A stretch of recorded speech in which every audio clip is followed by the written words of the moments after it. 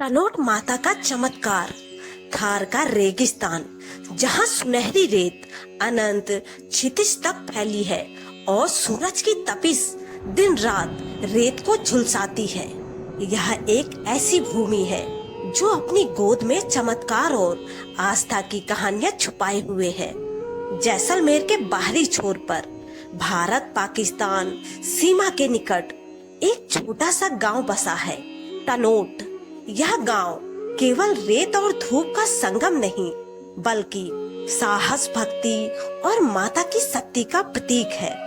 तनोट माता मंदिर, जो हिंगलाज माता के अवतार आवन माता को समर्पित है, न केवल भक्तों का तीर्थ स्थल है, बल्कि भारतीय सेना की रक्षा करने वाली ढाल भी है। यह कहानी हमें उस दौर में ले जाती है जब रेगिस्तान के रेत ने माता के चमत्कार देखे। युद्ध के मैदानों में सैनिकों ने उनकी शक्ति का अनुभव किया और भक्तों की पुकार ने आसमान को छुआ। कहानी की शुरुआत होती है विक्रम संवत 808 से, जब तनोट जैसलमेर की राजधानी था और भाटी राजपूतों की राजधानी था और भाटी राजपूतों का शासन थार के रेगिस्तान पर था। इस सुनहरे रेगिस्तान में मामड़िया नाम का एक चारण कवि रहता था। मामड़िया की कविताएं भाटी राजाओं की वीरता और रेगिस्तान की सुंदरता का बखान करती थी। वह राजा तनुराव के दरबार में सम्मानित था, लेकिन उसके जीवन में एक गहरी कमी थी, संतान का अभाव। यह कमी उसके हृदय में एक टीस बनकर रहती थी। मामड़िया की आस्था हिंगलाज माता में थी, जिनका शक्तिपीठ बलूचिस्तान की पहाड़ियों में था। संतान की कामना लिए उसने हिंगलाज माता की 7 बार पैदल यात्रा करने का प्रण लिया। रेगिस्तान के कठिन रास्ते, तपती धूप और पानी की कमी के बावजूद मामड़िया ने हिम्मत नहीं हारी। हर यात्रा में वह माता के सामने घंटों ध्यान करता, अपनी मनोकामनाओं को दोहराता। 7वीं यात्रा के बाद एक रात मामड़िया को स्वप्न में माता ने दर्शन दिए। उनकी आंखों में करुणा थी और उनकी आवाज में ममता।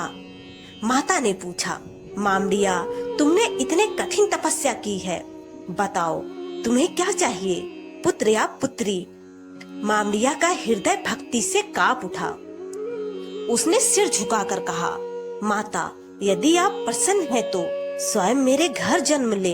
मैं आपकी सेवा करूंगा और आपकी शक्ति को इस रेगिस्तान में स्थापित करूंगा।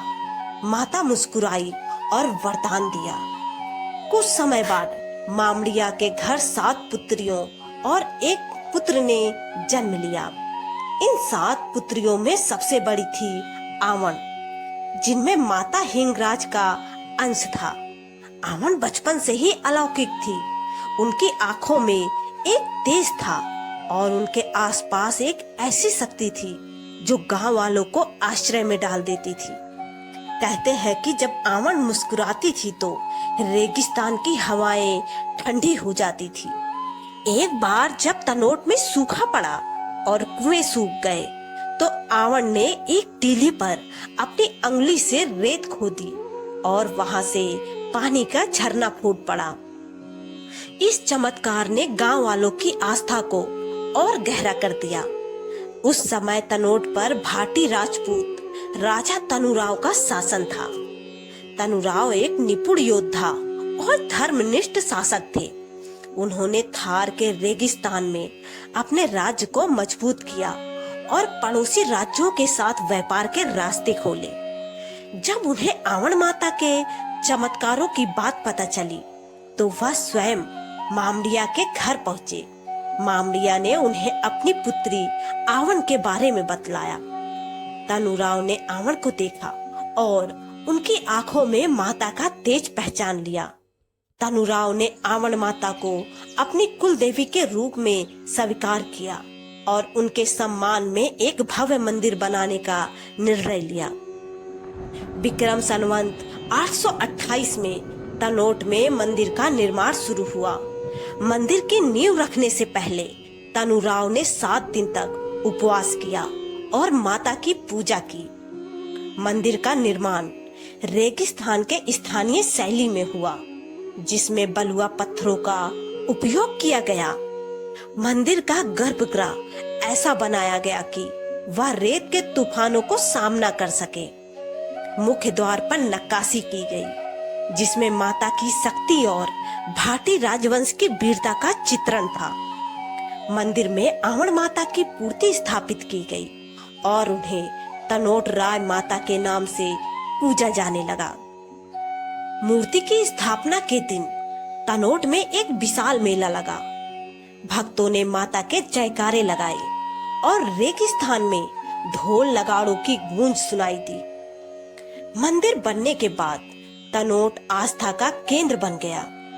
नवरात्रि के दौरान मंदिर में भक्तों की भीड़ उमड़ती और दूर दूर से लोग माता के दर्शन के लिए आते।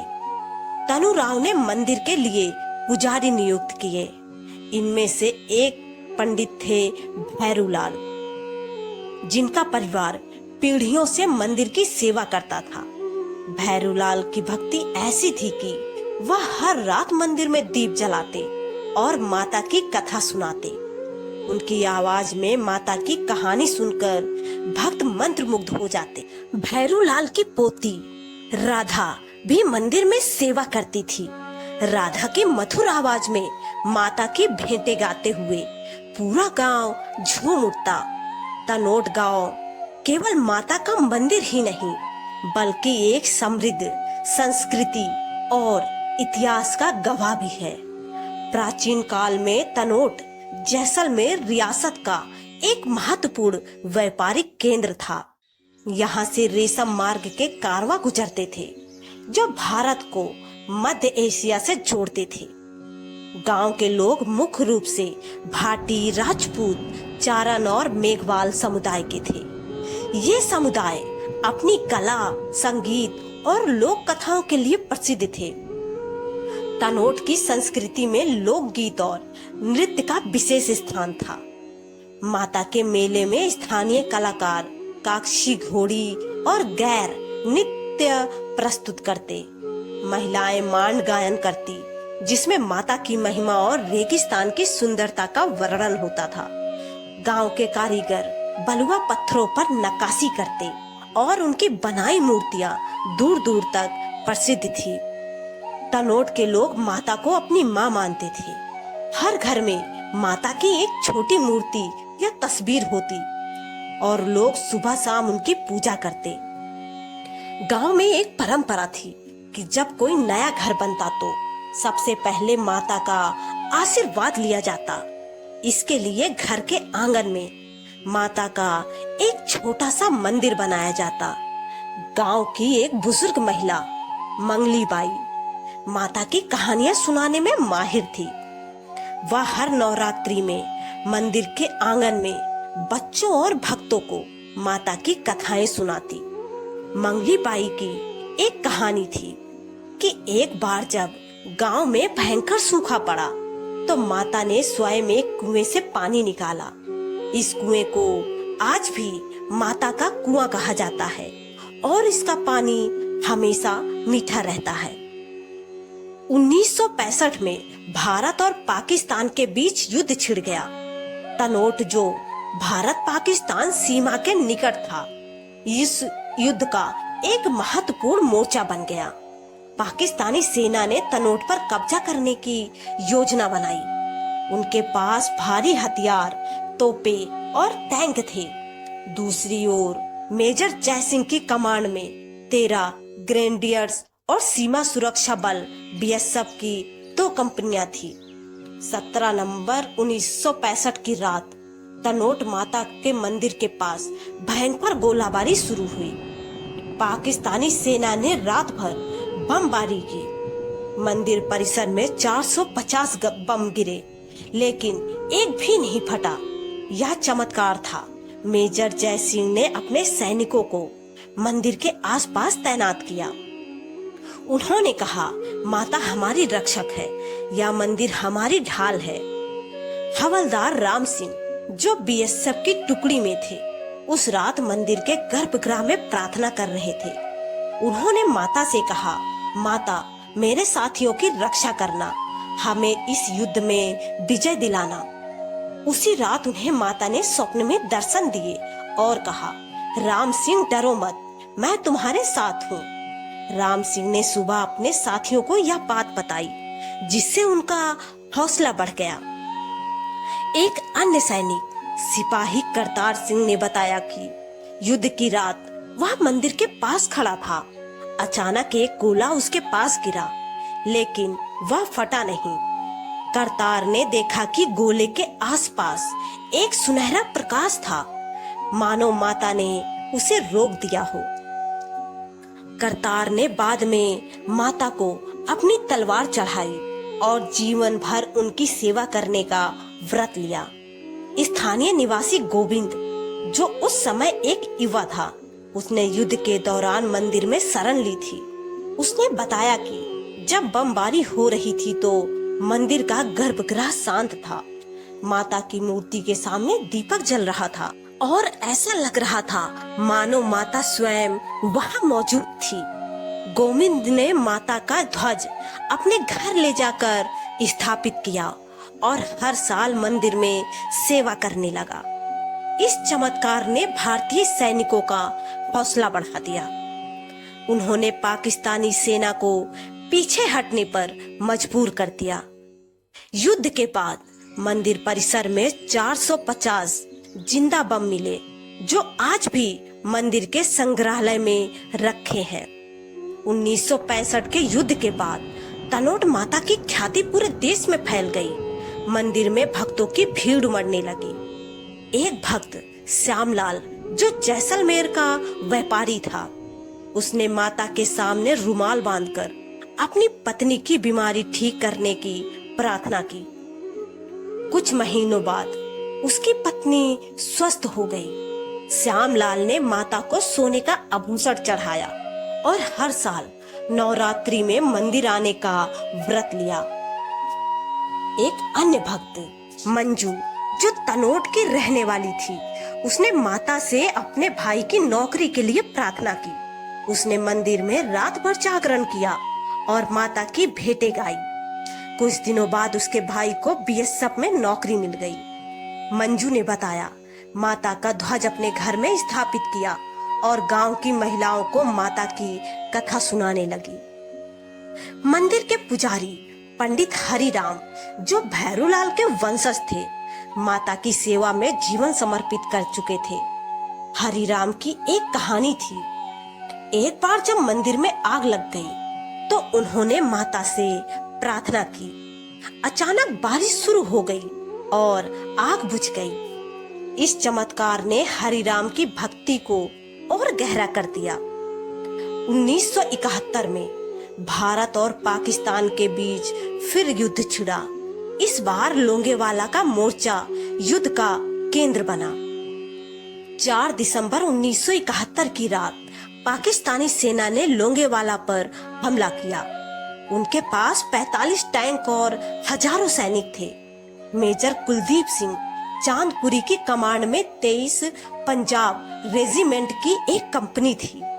मेजर चांदपुरी ने अपने सैनिकों को प्रेरित किया और कहा, हम तनोट माता के साए में हैं, कोई हमें हरा नहीं सकता। सैनिकों ने माता के जयकारे लगाए। उस रात सिपाही बलवंत सिंह ने मंदिर की ओर देखकर प्रार्थना की। उन्होंने कहा, माता, मेरे परिवार की रक्षा करना, मुझे शक्ति देना।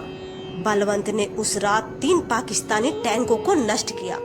बाद में उन्होंने बताया कि उन्हें ऐसा लगा मानो माता ने उनकी बंदूक को शक्ति दी हो। एक अन्य सैनिक नायक जसवंत ने युद्ध के दौरान मंदिर का ध्वज अपने साथ रखा। जब एक टैंक ने उन पर हमला किया तो वह ध्वज लहराते हुए आगे बढ़े। अचानक टैंक का गोला उनके पास गिरा, लेकिन वह फटा नहीं। जसवंत ने इसे माता का चमत्कार माना और युद्ध के बाद मंदिर में अपनी राइफल चढ़ाई। स्थानीय निवासी भंवरलाल ने युद्ध के दौरान सैनिकों को भोजन पहुंचाया। उसने बताया कि जब वह मंदिर के पास गुजर रहा था तो उसे माता की मूर्ति से प्रकाश निकलता दिखा। इस प्रकाश ने उसे साहस दिया और वह रात भर सैनिकों की मदद करता रहा। भारतीय सैनिकों ने असाधारण साहस दिखाया और पाकिस्तानी सेना को भारी नुकसान पहुंचाया। सुबह भारतीय वायुसेना की मदद से लोंगेवाला में पाकिस्तानी टैंक नष्ट हो गए। इस जीत को लोंगेवाला की विजय के नाम से जाना जाता है। सूरज तनोट का एक युवा था जो 1965 के युद्ध के समय मंदिर में सेवा करता था। सूरज के पिता युद्ध में शहीद हो गए थे और उसकी मां ने उसे माता की सेवा में समर्पित कर दिया था। सूरज हर सुबह मंदिर की सफाई करता और भक्तों को माता की कहानियां सुनाता। 1965 के युद्ध के दौरान सूरज ने मंदिर में शरण ली। जब बमबारी शुरू हुई तो उसने माता की मूर्ति के सामने प्रार्थना की। उसे माता ने स्वप्न में कहा, सूरज, मेरी शक्ति तुम्हारे साथ है, सैनिकों की मदद करो। सूरज ने साहस जुटाया और सैनिकों को पानी और भोजन पहुंचाया। एक रात जब एक सैनिक घायल हो गया तो सूरज उसे मंदिर तक लाया और उसकी देखभाल की। सैनिक ने बाद में सूरज को अपनी तलवार भेंट की। 1971 के युद्ध के समय सूरज एक बीएसएफ जवान बन चुका था। उसने लोंगेवाला में माता का ध्वज लहराया और सैनिकों को प्रेरित किया। युद्ध के बाद सूरज बच्चों को माता की कहानियां और देशभक्ति के पाठ पढ़ाता था। सूरज की कहानी तनोट के युवाओं के लिए प्रेरणा बन गई। 1965 और 1971 के युद्धों के बाद तनोट माता मंदिर की ख्याति पूरे देश में फैल गई। मंदिर परिसर में एक संग्रहालय बनाया गया जहां युद्ध के अवशेष रखे गए। इनमें वे 450 जिंदा बम शामिल है जो 1965 में पाकिस्तानी सेना ने दागे थे। संग्रहालय में सैनिकों के पत्र, हथियार और तस्वीरें भी हैं। हाल के वर्षों में तनोट माता मंदिर एक प्रमुख पर्यटन स्थल बन गया है। केंद्र सरकार ने मंदिर के विकास के लिए 17 करोड़ रुपए स्वीकृत किए हैं। मंदिर से 12 किलोमीटर दूर लोंगेवाला बॉर्डर भी पर्यटकों के लिए आकर्षण का केंद्र है। 2024 में मंदिर की वेबसाइट लॉन्च की गई, जिसके जरिए श्रद्धालु पूजा और सीमा दर्शन की बुकिंग कर सकते हैं। तनोट माता मंदिर आस्था, साहस और चमत्कार का संगम है। माता ने 1965 और 1971 के युद्धों में सैनिकों की रक्षा की और देश की सीमाओं को अखंड रखा। उनकी शक्ति ने शत्रुओं के मन में भी श्रद्धा जगाई। मंदिर की कहानी हमें सिखाती है कि सच्ची आस्था और साहस किसी भी विपत्ति को हर सकता है। आज तनोट माता मंदिर पूरे भारत में आस्था का प्रतीक है। बीएसएफ के जवान जो माता की सेवा और देश की रक्षा में तत्पर रहते हैं, इस मंदिर की विरासत को और मजबूत करते हैं। हर साल लाखों श्रद्धालु माता के दर्शन के लिए तनोट पहुंचते हैं। तनोट माता की यह कहानी एक ऐसी गाथा है जो हमें सिखाती है कि जब माता की कृपा हो तब कोई भी शत्रु देश की सीमाओं को नुकसान नहीं पहुंचा सकता। दोस्तों, आशा है कि यह जानकारी और यह कहानी आपको पसंद आई होगी। अगर पसंद आई हो तो वीडियो को लाइक करके कमेंट में जय माता दी जरूर लिखें। चैनल पर अगर पहली बार आए हैं तो चैनल को सब्सक्राइब जरूर करें। धन्यवाद। जय माता दी।